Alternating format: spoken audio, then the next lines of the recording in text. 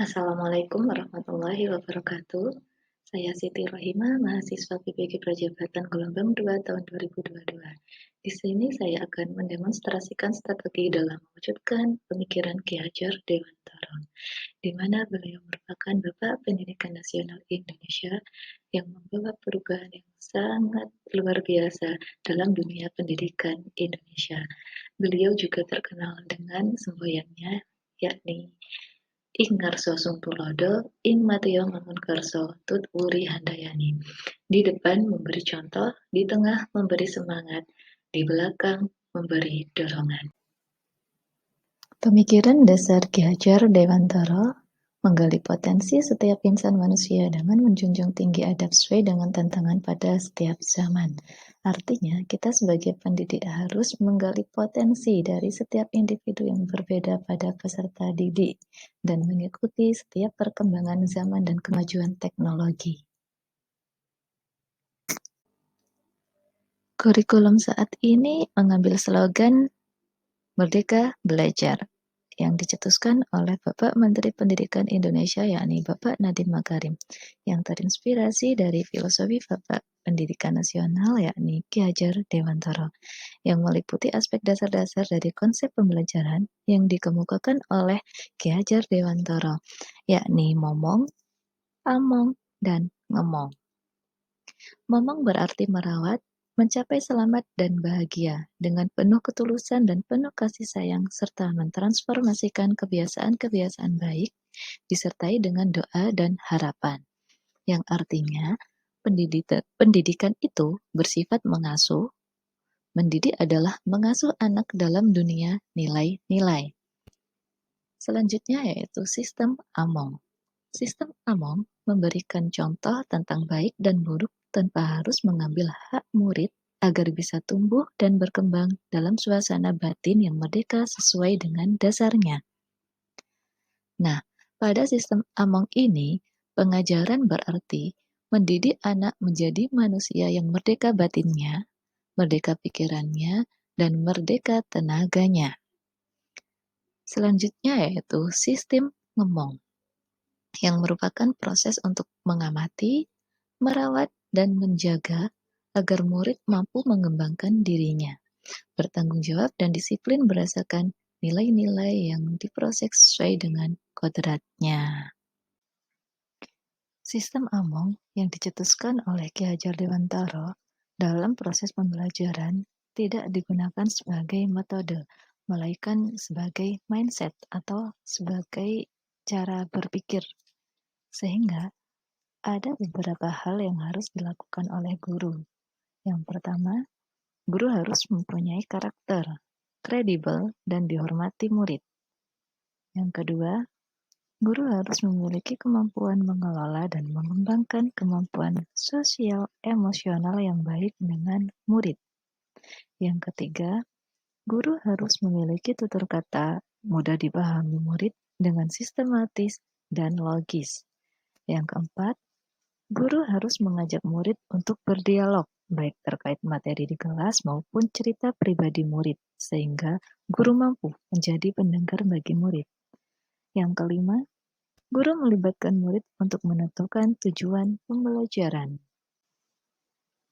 Setelah mempelajari isi pemikiran dari Ki Hajar Dewantara, ada beberapa konsep pembelajaran yang berubah sesuai dengan pemikiran Ki Hajar Dewantara. Yang pertama, sistem Among. Nah, sistem Among dalam pembelajaran dilakukan dengan tujuan untuk mendidik anak sebagai subjek, bukan objek, karena anak adalah pusat pendidik.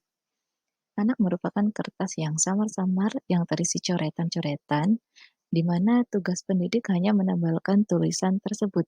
Artinya, kita sebagai pendidik hanya dituntut untuk mendampingi perkembangan anak didik kita. Konsep pembelajaran yang berubah yang kedua yaitu sistem merdeka belajar, di mana pembelajaran yang dilakukan pendidik hendaknya menciptakan kesenangan, keheningan, ketenangan, dan renungan. Di sini, kemerdekaan yang dimaksud adalah kemerdekaan yang dibarengi nilai-nilai kearifan lokal untuk menjalankan ketertiban dalam kehidupan bersama. Dalam pembelajaran di kelas, pendidik hendaknya memberikan kebebasan pada anak dalam memilih gaya belajar mereka sesuai yang ia sukai. Pendidik juga harus luas dan luas, berarti memberikan kesempatan yang selebar-lebarnya kepada peserta didik untuk mengembangkan potensinya sendiri. Konsep yang ketiga yaitu belajar dengan dolanan. Proses pembelajaran di sekolah diselipi dengan mengembangkan garis kodrat anak, yaitu menyukai permainan. Artinya, dalam kegiatan belajar mengajar di kelas, guru harus menyelipi dengan ice breaking atau semisal intermezzo, sehingga ketika proses pembelajaran di dalam kelas, anak tidak merasa terbebani dengan materi yang harus diterima ataupun dengan tugas-tugas yang ada di dalam kelas. Konsep yang keempat yaitu integrasi budaya lokal dalam pembelajaran. Nah, agar peserta didik tidak sulit dalam memahami materi, kita sebagai pendidik harus memberikan contoh yang konkret, yang kontekstual, atau yang dekat dengan kehidupan nyata peserta didik. Artinya, peserta didik dapat menerapkannya dalam kehidupan sehari-hari, misalkan dalam kebudayaan yang ada di lingkungan peserta didik. Sebagai contoh kita ambil tari jaranan. Yang terakhir yaitu penciptaan budi pekerti, di mana hal ini dimulai dengan ing ngarso sung tulodo, ing madyo mangun karso, tutwuri handayani. Kita sebagai pendidik harus memberikan contoh, memberikan semangat, sekaligus memberikan dorongan untuk peserta didik kita.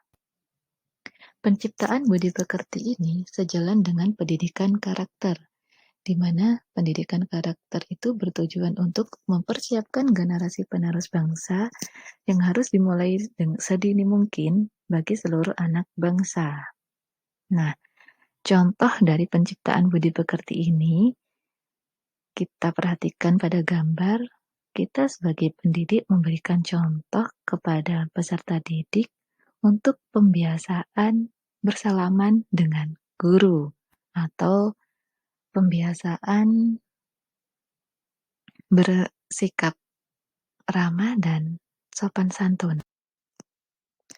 Strategi yang dapat saya terapkan di dalam kelas yang sesuai dengan pemikiran Ki Hajar Dewantara yaitu yang pertama, menyepakati model pembelajaran yang diinginkan oleh peserta didik. Kita sebagai pendidik harus mengubah mindset tentang proses belajar dengan melakukan diagnosis non-kognitif awal tentang cara belajar yang disukai peserta didik. Dengan adanya diagnosis awal ini, kita bersama dengan peserta didik akan memilih model pembelajaran yang tepat dengan mempertimbangkan potensi peserta didik, potensi lingkungan, dan karakteristik materi pembelajaran. Nah, jika memberikan tugas proyek, guru menuntun dan memberi kebebasan dalam proses, cara, maupun dalam pelaksanaan waktunya. Strategi yang selanjutnya yaitu menyadari tiap anak memiliki keunikan masing-masing. Jadi tiap individu dalam suatu kelas itu memiliki karakteristiknya masing-masing. Antar individu yang satu dengan individu yang lain tidak sama. Misalkan saja dalam hal suku maupun dalam golongan darah. Sebagai contoh ini kita bisa melihat ada anak yang bergolongan darah A, ada yang bergolongan darah B, O, dan AB.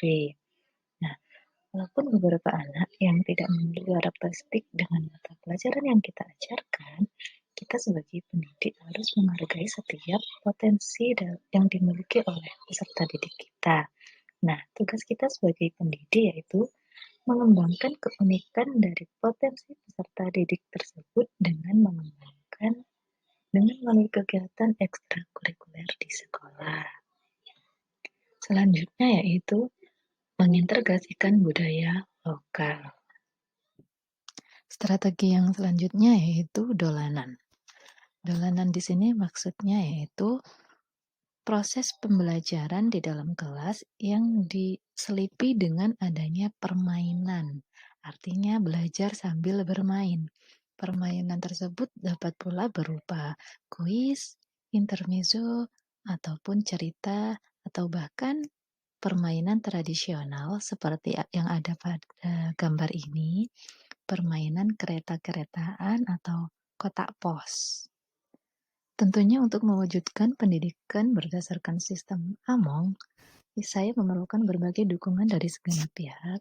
Hal ini sesuai dengan dari pusat pendidikan, yaitu yang pertama, lingkungan keluarga dan peserta didik, yang kedua, pihak sekolah, dan yang ketiga, lingkungan masyarakat yang ada di sekitar sekolah dan ada di sekitar rumah.